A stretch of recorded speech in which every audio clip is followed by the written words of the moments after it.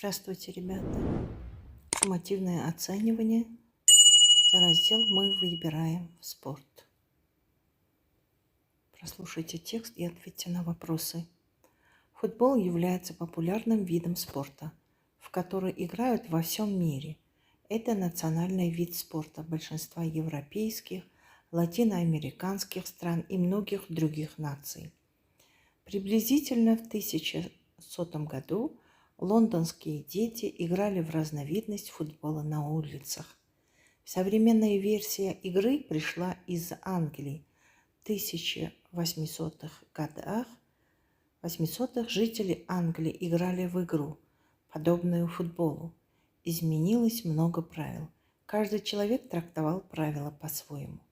Теперь этот вид спорта вырос до мировых масштабов, включая мужские и женские команды, и первенства на Кубок мира и чемпионат Европы, которые проходят каждые 4 года. Каким видом спорта является футбол в большинстве европейских и латиноамериканских странах? А. Популярным. Второй вопрос. Откуда пришла современная версия футбола? Из Англии. Что означает выражение «трактовал правила по-своему»? Объяснял. Как часто проводятся первенства по футболу на Кубок мира и чемпионат Европы? Первенства на Кубок мира и чемпионат Европы проходят каждые 4 года.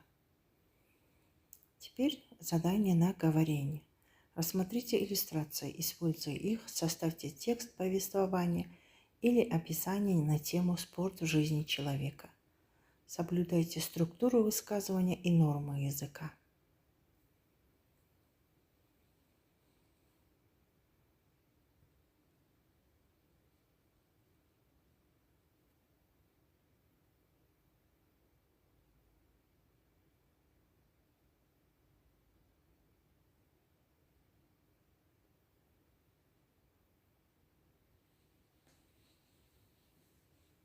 До свидания, ребята. До следующих встреч.